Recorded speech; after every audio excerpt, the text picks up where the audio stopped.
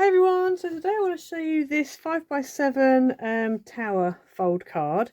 I originally saw something like this on Mixed Up Crafts channel, and I've seen other people as well do similar kind of things. So I don't think I've stuck to anybody's measurements really. I've kind of gone on my own kind of measurements. So I have used papers. This is what the card looks like when it's out. So that's it on your, bear with. That's it on your desk. That's the top view, like that. And then that's what it looks like from the front. So it's really nice. You can really go to town. It really shows off papers as well. The papers I've used here are my own papers. It's the Dragonfly Dreams digital kit. It's available on my Etsy store. I'll put a link up on the screen for you. And then this die here is from Coca Rosa Studio. So if you use my code ICED20, you'll get yourself 20% off. This was just a sentiment from DRK Crafts. It's one of their Dovecraft ones. And then I just used some little tiny stars, and these are from Lucy's shop. And they're the itsy bitsy, I think they're called crystal blue stars, something like that. Not sure if they're still available, but anyway, I just thought they're really nice. They add a little bit of sparkle, but they don't add any bulk, and they're just quite sweet.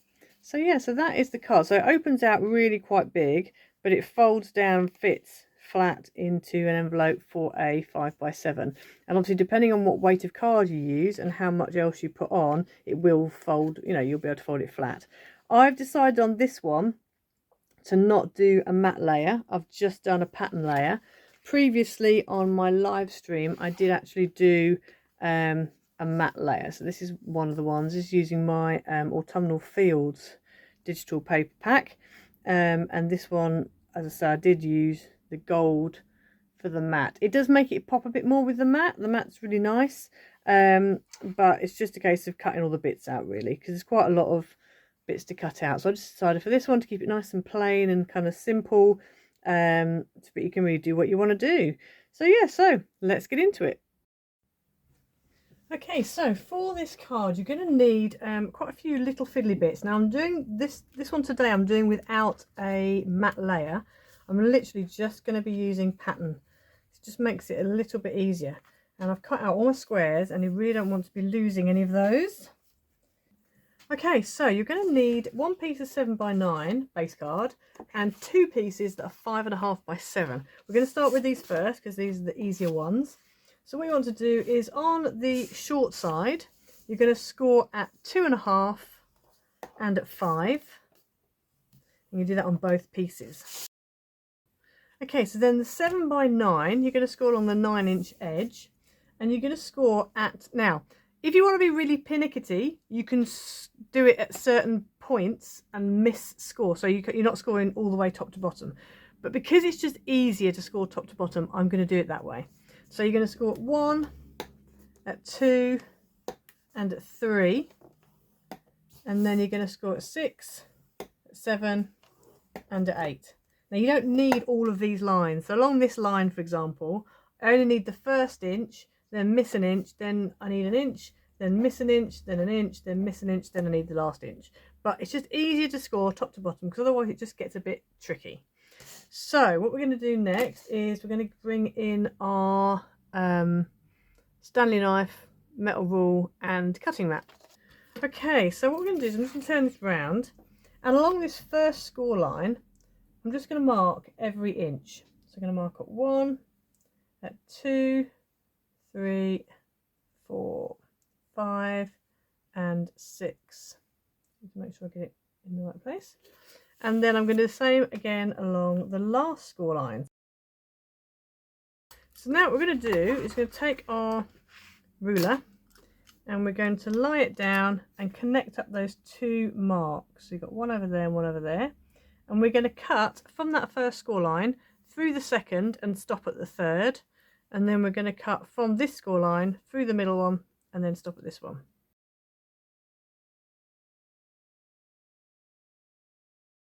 And we're going to do that on every single mark going down.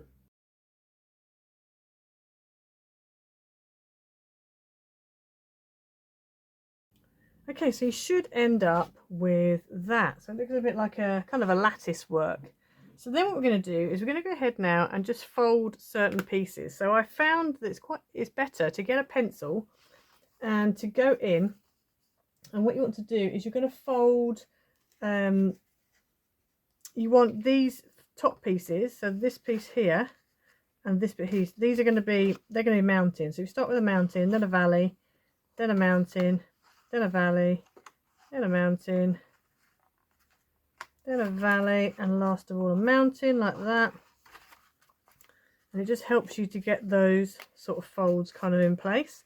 And then along the top, you don't want these ones to fold. You want these to fold. They're going to be mountains, those three. But these four, you don't want to fold. You want to keep them flat. So this is why, if you're going to do it, you know, and you know, you want to just sort of be doing it proper, then you don't actually fold them. So then what we're going to do is, this one does need to fold, that one doesn't, this one does, that one doesn't, this one does, that one doesn't, this one does. And so then just giving it a bit of a coax, each one.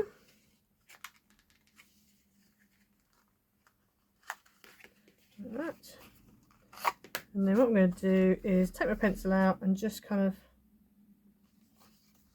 force them into position. So these are all going to fold, all of those are going to fold, and here,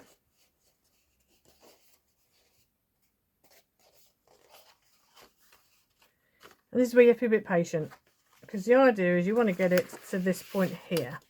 I'm going to turn it round, and then we're just going to go ahead and burnish. Now this card that I'm using is quite thick, and so that's why I'm having a bit of difficulty getting it to do what it needs to do. It's fine. And then I'm going to turn it over and burnish this side as well. Okay, so that's what you end up with. So you want to do exactly the same on this side. So it literally is the same again. So you're just going to, I'm going to use my pencil again, because I just find it just helps just to get them to go from completely flat to having a little bit of a crease in them.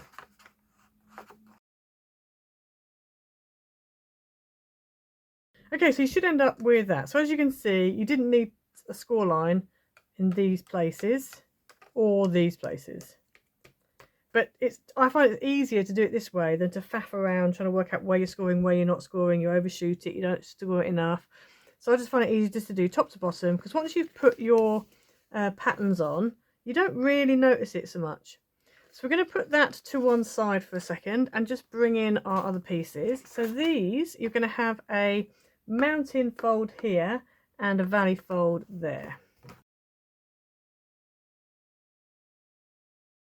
So you should end up with that. So put the two tabs in the middle, and then what we're going to do is we're going to stick this tab behind this section here, and we're going to stick that tab behind that section there. And in fact, I've just realized that actually these need to be the other way around. So actually this needs to be, let me turn this around, actually makes it easier. So you actually want a mountain for the tab and then a valley. So they're actually going to stick on like that, because that is going to go behind. So that's what you want it to be the other way around. So I'm going to go ahead now and add some wet glue onto here and stick that down.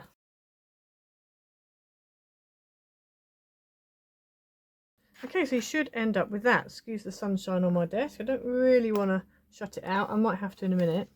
Right, so what you're going to need is you're going to need in total 14 pattern pieces. Okay, I'm going to give you the mats and the patterns. So if you want to do mats and patterns, you need 14 mats that are 3/4 by 3/4 and 14 patterns that are 5/8 by 5/8. If you want to just do patterns and not bother with the mats like I am, they just need to be the mat size, which is 3/4 by 3/4. So I'm going to go ahead now and stick these down. So these are going to go on all of these squares here and all of these squares here. The side ones I'm leaving clear. I'm not bothering with those. I'm just doing the ones that you look at face on.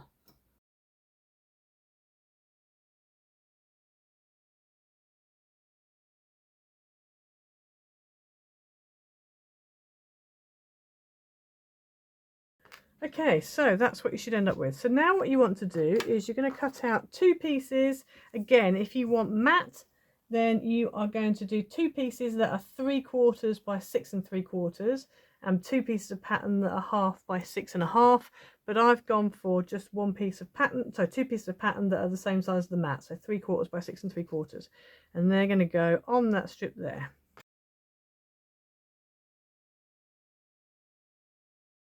Okay, so then what you need is you're going to need in total 4 pieces of, if you're using matte, you need them to be 2 1/4 by 6 3/4, and 4 patterns that are 2 inches by 6 1/2. If you're using pattern just like me, then obviously your pattern's going to be the same size as your mat, i.e. 2 1/4, 6 3/4. And then you need 1 piece in the middle. That is, if you're using mat and pattern, you're going to have a mat that is 2 3/4 by 6 3/4, and a pattern that is 2 1/2 by 6 1/2. I've gone for the mat size for my pattern piece, and I'm going to go ahead and stick these down.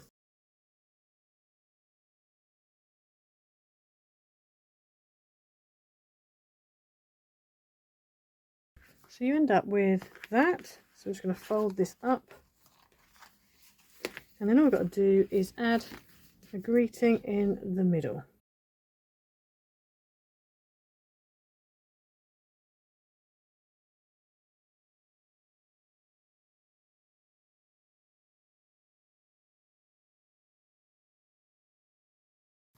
Okay, so I've just gone ahead and added the greeting and also some little stars from Lucy's shop, just to give it a little bit extra sparkle. So there you go, so there's your finished card, and it folds down flat as I showed at the beginning to fit in an envelope for a 5 by 7. So it's quite a cool card. It really does look good when it's stood up. So hopefully you'll have a go. So please like and subscribe. Don't forget to go over to Coco Rosa Studio and use my code ICE20 to get yourself 20% off. And I will see you again next time. Bye.